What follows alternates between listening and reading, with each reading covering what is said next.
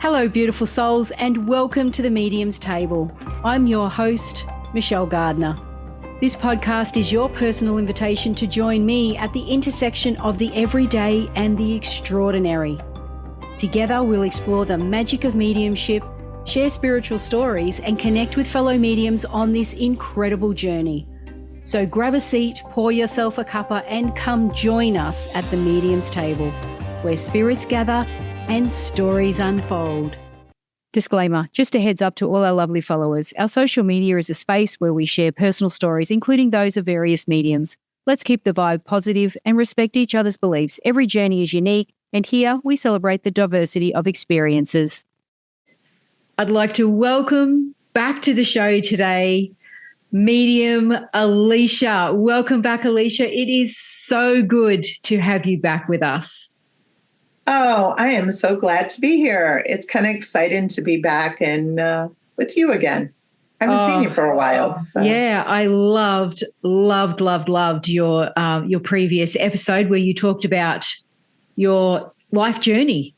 It was incredible. And I've known you for a little while, and I did not know your journey. I didn't know your history. Had no idea. That was all new to me. I was hearing it first right here on screen with you.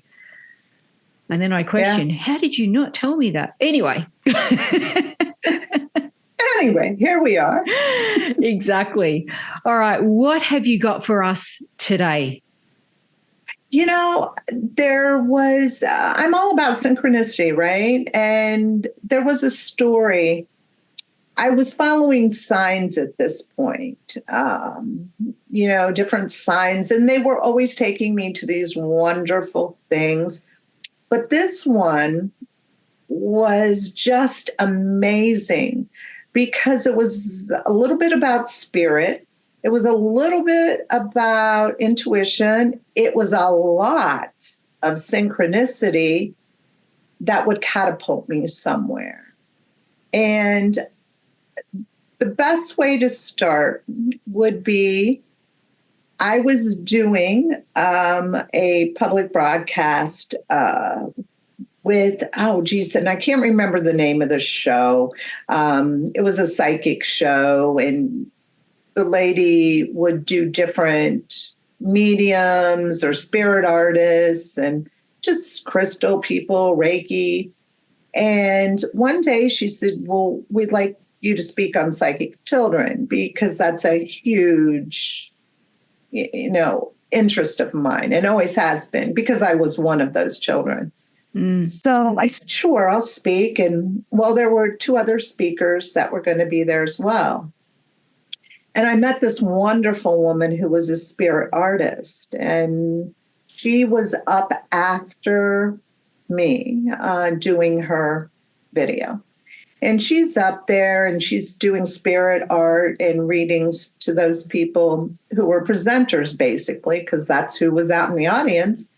And she was drawing this photo, basically, is what it looked like, a photo. It was a picture, and she did it in charcoal, and it was my grandfather. And she came to me and gave me this message from my grandfather, and I was just starting on my journey. I was just peeling the layers back. I'll never forget it. And she spoke about how I was able to hear from the other side, and I knew the sounds and the music and the lights and the vibration, which she was 100% correct. And I left there and I was helping her pack up her things at the end, and I was helping her carry them out to the car. And I saw a bumper sticker on her car, and I can't even remember what the bumper sticker said now, but it was I said, I like that bumper sticker. I would like to get that for my car. And she said, I think I got that one in Salem, Massachusetts. No, I got it at Arthur. I got it in Stansted. I go, Stansted? Where's Stansted? Well, that's Arthur Findlay College in Stansted, England. Did you know it's a college for mediums? Now, you have to understand, this was not in the limelight for mediums and intuitives like it is today. That we're living in the dark ages then. We hadn't come into full blossom of mediumship.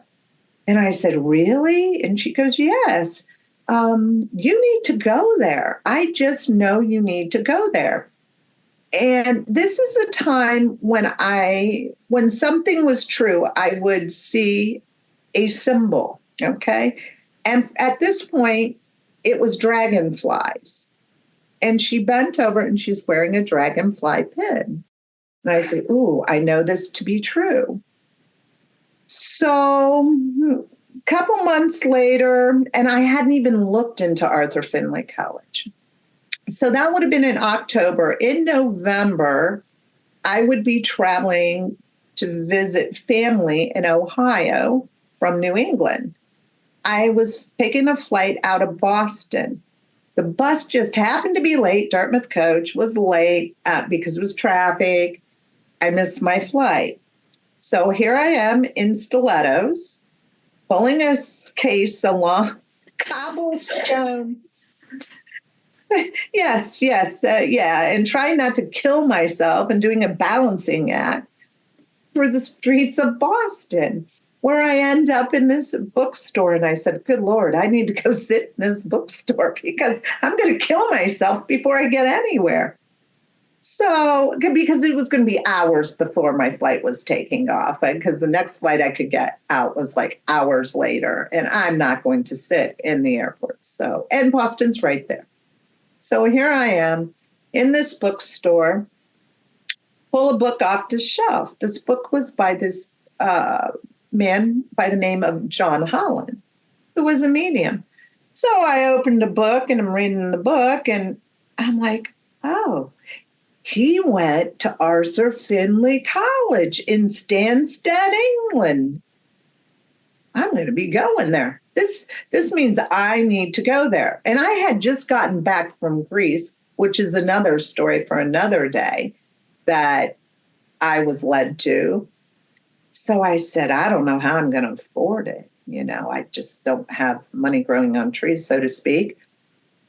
So I went to Ohio, came back, and I had this book. Well, I'm on the internet. This is about a week later, and I'm on the internet.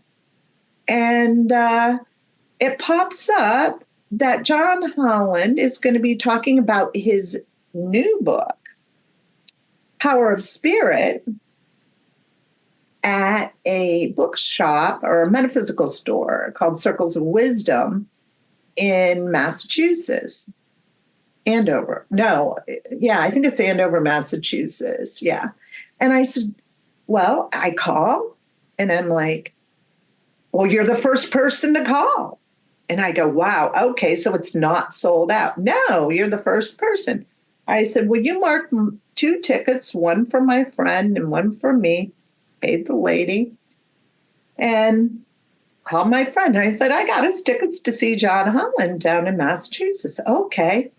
So I don't know, a couple weeks later, her husband said, I'll drive you down. So he drives us down to Massachusetts from Vermont. And we're in this very small, intimate gathering of these people. But there were like 30, 40 people there. I don't know for sure. I can't recollect. There was more than a handful and a huge auditorium. Anyhow, he's up there. Now, you've got to understand, I've never even read his book, Power of Spirit. Forgive me, John. Forgive me. I had just went through it, I just went through it and read some excerpts, but I was quite taken about the one on synchronicity, right? And I said, I won't forget this one. Absolutely not. Nope. And I walked in, we're sitting there. And he said, I'm going to ask you a few questions about my book. And, whoever can answer these questions or this question will get a free copy of my book. Okay. So I said, I'm not going to get a free copy. I haven't even read the book, right? I've read a couple excerpts and one stuck out in my mind. And that was the one on synchronicity. And he goes, so I speak of blah, blah, blah. And did anyone read that and remember what that was? Well, of course I did. The only thing he's asking is about synchronicity. The only thing I read in the book. And I go, oh, yes, I know that. It's synchronicity. And goes, bing, bing, bing, bing. You're the lucky winner. Here's my book. And I'm like, oh, gosh, I already had a copy, but I can't tell him this. And, oh, all right. So this is what was just crazy.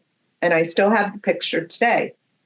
So my friend Dana says, get up there. I want to take your picture with him. So I get up there, standing there, because he's going to sign my book. Well, I don't want Power of the Spirit signed. That means, at this point, that book means nothing to me. Born Knowing is what I came to get signed. So I get up there. My friend Dana snaps a picture of John Holland and I together. And he looks at me and he said, well, prior to the picture being snapped, he said, oh, you want your book signed? And I go, oh, yeah, no, not that one. Don't. And you know how I am, Michelle. Oh, no, not that one. This one. And he goes, Born Knowing? And I go, yes. Because I read about Arthur Findlay College in there. And he goes, oh, yes. Are you going there? And I go, well, yes, I am. I'm signed up for the advanced mediumship course. Well, I'm like, okay. And he goes, well, just remember, you're very good at what you do, but they're going to kick your, And I go, oh. And he goes, yeah, they're going to kick it. But just remember, you're very good at what you do. Of course, he used the curse word, which I'm not going to use here on the channel. And my friend then snaps a picture, and we got in the car. And I said, Dana, did you hear what I told him? I said, I told him I'm going to Arthur Findlay College. I'm not signed up to go to any Arthur Findlay College. And by the way, I don't really have the money. I just got back after a trip to Greece. And why would I lie like that? Because that's horrible. And she goes, did you think you didn't lie? And maybe it's just spirit and something you know? I go, I doubt it. I doubt it very seriously. But now I feel guilty that I even said such a ridiculous thing. Well, when I got home, I found myself, my friend calls me from, where did she live in? Colorado. And she said, oh, I'm going to Arthur Findlay College in a couple of weeks. Would you like to go? And I said, well, I don't know, I don't know about the money situation. And I said, well, if I had the money, I'd go. And she goes, 3 weeks, I'm flying out and I'm going to the mediumship course. I said, okay. Well, what ended up happening, Michelle, was I was gifted $3,000 by a relative. And I right away went onto the website and I said, well, I told you the advanced mediumship. So I sign up for the advanced mediumship and I pay and I get my flight. I'm all ready to go. And here I was 3 weeks later going to Arthur Findlay College, all followed by synchronicity, right? Because there I am. So I get to Arthur Findlay College and I pull out. And by the way, they had to test me, make sure I was of caliber to be in the advanced mediumship class because they weren't going to allow it. They were going to make me go into the beginner class with my friend. And she was also signed up for the advanced. And she didn't pass whatever criteria. So she went into the beginner class. I did pass the criteria, ended up in the advanced class. Did they kick my? They certainly did. But I had the picture. My friend Dana had it printed out for me, and she wrote on the back, "Just remember, you're good at what you do, John Holland."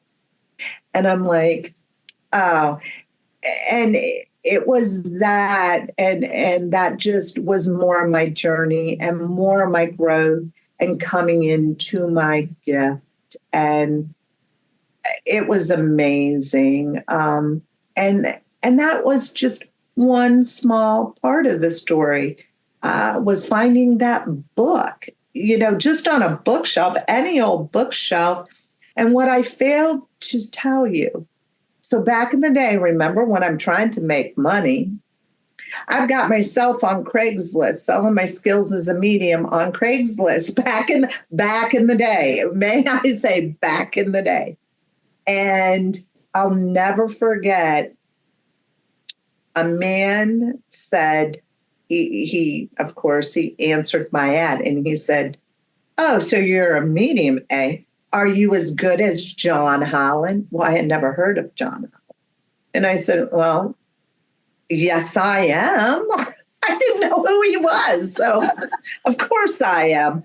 And I would have never followed all that, and that was long before I would ever go into a bookstore and make that journey. And there are so many stories I have like that. That's incredible. It really is, Michelle. Another one was a Borders bookstore.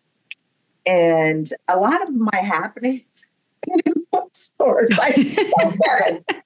But I just, which are becoming obsolete, right? Which in some ways saddens me, but that's a whole nother discussion. But so I was in the bookstore, and if anyone knows me, they know how I have no spatial awareness, no filter and no spatial awareness. And so I'm just walking through, the store trying to get to the one bookshelf. And here's a lady, she's standing here, and here's the bookshelf in front of the lady, and I walk right in between them as she's looking. And she grabs my arm, and she's a little Asian woman. She grabs my arm, and she pulls me, and she goes, look, my book. And I said, "Your book?" And she goes, "Yes, that's my book." I go, "That's your book?" And she said, yes. Oh, I just now have seen it on the shelf. I said, "Wow, that's awesome that you wrote a book and it's been published, and this is the first time she's seen her book." I said, "I'm taking that as a sign." She goes, "A sign?" And I said, "Yeah, I don't know what your book's about, but I'm going to buy that book." But she goes, "You're going to buy my book?" As she's apologizing to me for pulling my arm. She goes, "I am so sorry. I'm so very..." I go, no. I'm going to buy your book. It's okay. But I require one thing, that you put your signature in it. Okay? Oh, yes. So she writes, "Dear Alicia," and then a Chinese Mandarin character, and the best, and her name. And I said, "You know why I'm having you do this?" I said, "I believe in synchronicity. And I believe it is no doubt there was a reason why you grabbed my arm and you showed me that book. So that's important to me. And for you to sign it is very important to me." And she goes, "Oh," she said, "My grandmother talks about you and Alicia. That's what your symbol here is, Ewan." And that was the symbol she had written in the book, the Chinese character. And she goes, Yuan is very much like synchronicity. It means that the people you meet, you're meant to meet. And it's part of your destiny. And I go, why, thank you very much. And what was interesting was her book was actually about a California lady that would take off, quit her job, go on an adventure with her camera, and would end up getting in touch with past lives and things. And it was a vignette that was all interwoven. And it was about following, these signs. And I was just like, wow. So years later, I kept looking for a Chinese tattooist that, because we all hear about how the tattoos go on wrong and you're wearing something that you really don't want to wear and it's backwards. So it was nearly impossible. I am going through everyone. So years later, probably like 8 years later from that time, I said to my partner, I will find someone who can do that tattoo. And he goes, well, why don't you go to my tattoo artist? And I go, all right, whatever. But he's not Chinese. He goes, well, just go to him. So he looks at it and he goes, of course I'll do this. What I'll do is, and of course he did it. He took the photocopy, put it on and then did it. It goes, what color ink? I said, red, of course, because it's the red string, that follows. And he said, oh, red's a bad one because some people's skin doesn't hold the red ink. And I said, that's okay. Just make it red. If it doesn't hold it, it doesn't hold it. And I did get the tattoo. I got it on my right wrist, inner wrist. So it looks at me. And so it's showing the Yuan towards me. If I shake your hand when I greet someone, it is my right hand that would extend and shake your hand, and you would be able to see the Yuan's now facing you. So years later, a couple of years later, I'm still kind of worried. Can people really read what this says? And there's a woman that lived next door who was Chinese and could read Mandarin. And I said, so can I show you this? Would you? And she reads it and she goes, oh, sure, that's Yuan. That's very special. And it means fate and destiny. And so that was just another really cool story. And that just was preceding John Holland's story. That's incredible. I cannot believe you follow the dots and you see how it unfolds, but you don't force it. You can't force it, Michelle, because once I started forcing it, and what was happening is I could see precognitively, things that were going to happen or trends that would be happening. And then I was forcing it. You cannot force it because I've come to learn, and this is only me. I'm not reading books on it. This is what I've learned from me. And I'm sure many people will disagree. But I believe that in some ways there is this destiny. And I'm not saying everything is destined in your life, but I do believe certain things are. Do we have free will over them? Yes, but they're going to keep coming back another way. And we're going to see it a different way. Do you understand? So it's like the shell game. I feel like the universe plays with us until they get the timing just right, more so your acceptance. instead of, right, that, oh, I'm going to force it. It's got to happen this way because this is what I saw. Well, yeah, I saw the trend happening. That's not what it meant. It had a much deeper meaning. And so then the universe could bring it to me in a totally different way, which was amazing. That's incredible. It is just, it's, you just couldn't make this up. You know what I mean? The old saying, you just couldn't make this up. That is amazing. Yeah. Wow. And it's not like I don't have the paper trail, Shaw. I have the paper trail that shows I was there. I did this. I saw this. I got this. So I can't make it up. Literally, I can't make it up. And I would not change any of it. Anything in my life. People say they have regrets, right?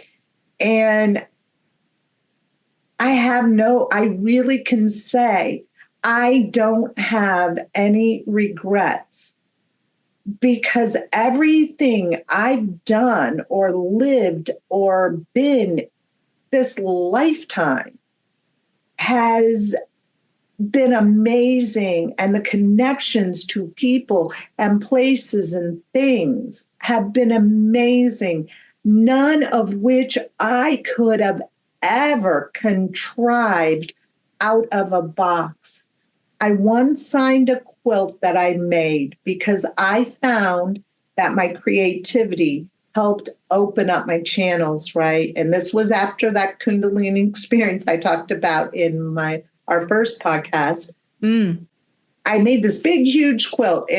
I'm not good at mathematics, so the measurement became much larger, and it was a large wall hanging, not a small wall hanging. But I spent quality time, and the therapist that I have been going to all those years, I took, and I said, well, okay, after I'd finished and I was moving on to bigger and better things, I inscribed it in the back, and I put a box, and then I put a heart in the box with a peace sign. And I wrote, I found my happiness living out, peace, love, and happiness living outside of the box. And there was so much truth to that. That's when I knew I had really embraced that quirky, that different, and knew that I would not change a bit of my life or have a regret, even stupid, foolish things I had done. I mean, I should have died, I didn't. And it was all an experience that led to beautiful things, has led to so many beautiful things. And I'm so thankful to the universe and people in my life for that protection, because I've always felt the protection from the universe with everything I've done. And they've kept me incredibly safe, and still to today. I'm so grateful. Wow. And you just had such a remarkable life. Like, just that story in itself is just, you walk away thinking, wow, that's incredible. If people paid more attention, the signs are everywhere. Incredible. Michelle, they are everywhere. And I always think of, you have to believe, you really have to believe, and you have to not only trust yourself, you have to trust the universe, and you have to trust them explicitly. They got you. They have you. You don't have them. They have you. And it has been proven over and over and over again to me, because this is somebody, like I said in the last podcast, that has issues, me, with communication. And I'm a little special, a great special. And that protection that I've always felt has saved me. It really has. From social cues I didn't understand. Yeah. Really, I'm so thankful. But you have to trust and you have to believe. And yet it starts as small. Wow, that's pretty cool. And it's more than just the duck. I see a duck here. I see a duck there. Oh, that means this. It's so much deeper than that. I just want to express that it is so much deeper than just seeing this, and this. A true synchronicity is when you inside, subjectively, psychically, intuitively know something and you see it or feel it, you know it. All right. I would see it. It's because I'm strong like that, or hear it, very strong in those senses and feeling.